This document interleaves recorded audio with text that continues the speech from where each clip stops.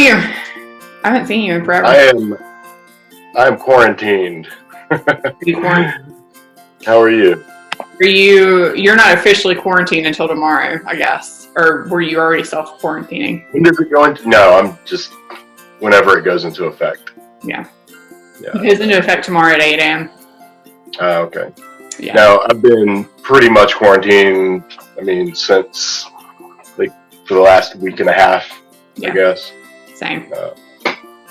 But that's just called being an introvert. Yeah. So that was one of my questions because you are introverted and I'm extroverted.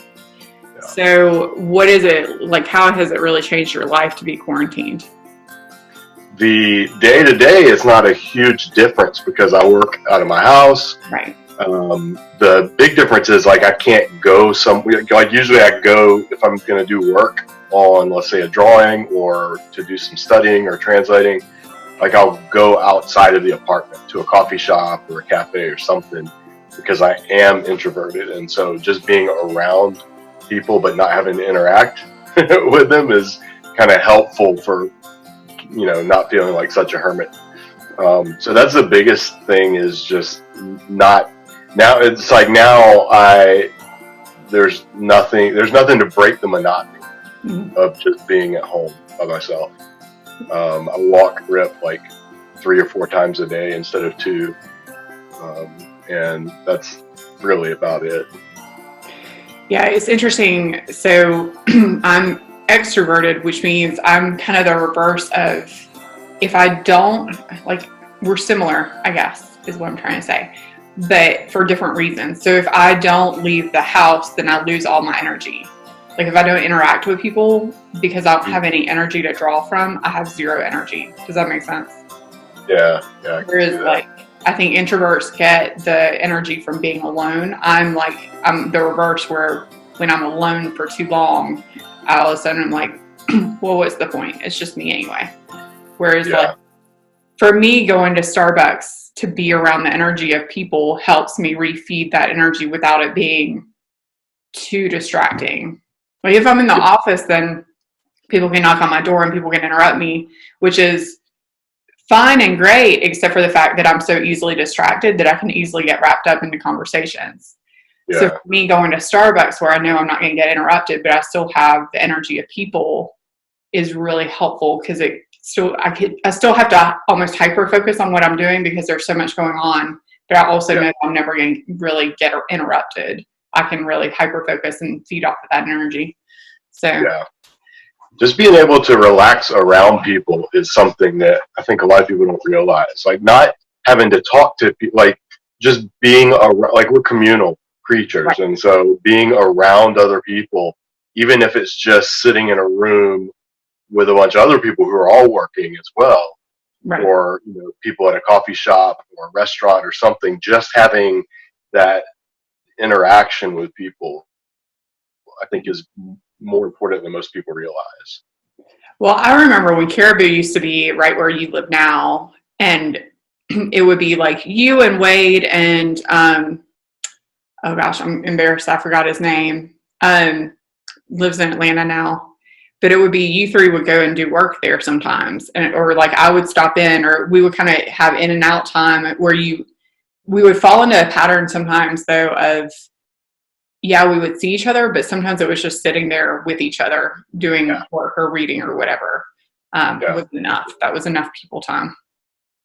Yeah, that's a big thing. I miss that. I think that's one of the things that like we mentioned about churches. But I think that's one of the things that churches don't do well is provide space for people to just be and relate without there having to be singing or a message or something canned.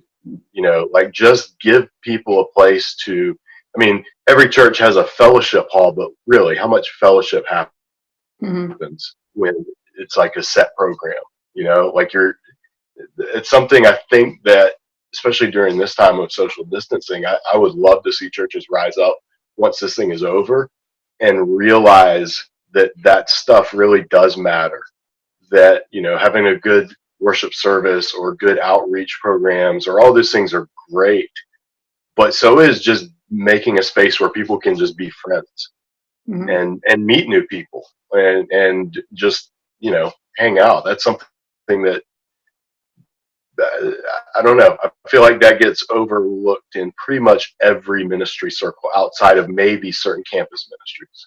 Mm-hmm. Yeah, and I don't know what exactly that looks like, but I've even thought about, everyone's moving obviously to online worship right now. And for most, that is temporary, or for most that weren't doing it before, that will be a temporary thing.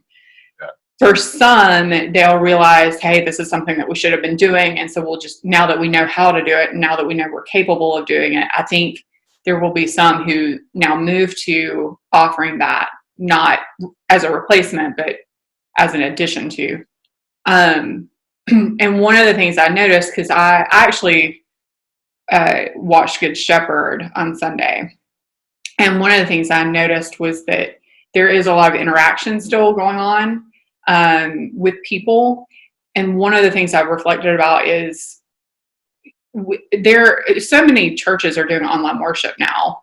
It's not even, it's just a very common thing. You can download, I'd say probably close to 90% of churches, maybe that's inflating it a bit, at least have sermons online. And so you can download a sermon from anyone around the world and listen to a sermon any day of the week, anytime. And you get to pick from your smorgasbord of what preacher you want to listen to that week. But the difference that it's going to make for people in this time is, how are we providing community and how are we providing ways to interact with one another? And what's going to bring me back once the doors are reopened? Yeah, absolutely. Because what people are experiencing online, I don't want to be dogmatic, but I don't know how many people are experiencing worship online. I think people are experiencing listening to a sermon and hearing music. Right. And those are two very different things than what worship is at its core. There are aspects of it, but that's something I'm ambivalent about the term online worship, because I'm like, the skeptic in me is like, I don't think people are worshiping. I think they're listening and watching and they're consuming, but I'm not sure. I don't know. I think this whole thing is a good thing for a lot of churches to have to struggle with, and I hopefully it'll produce some good conversations, and it won't be just business as usual once things are back up and running. But I think what people are hopefully what I hope it makes people realize is that, like, interaction with other people is a necessity for worship, and not just trite surfacey interaction, but like actual friendships being formed.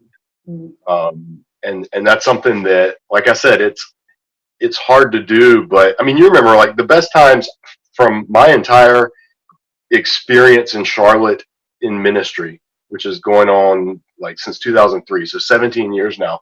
The best times that I can remember were us all getting together to eat or play volleyball or hang out at the pool after church, after services, after Charlotte One, going out and getting coffee or getting some, like, it was like all the stuff that the church or the ministry sees as important. Like, that stuff was great, but the real connections came afterwards. And that's something that's been hard especially for me, as I've transitioned from my late 20s through my 30s into my early 40s now, is there's just, I don't see any avenue that churches are doing to even create that type of community anymore.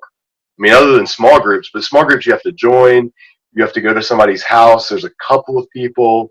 It's a Bible study or a discussion group more than just friendship, fellowship.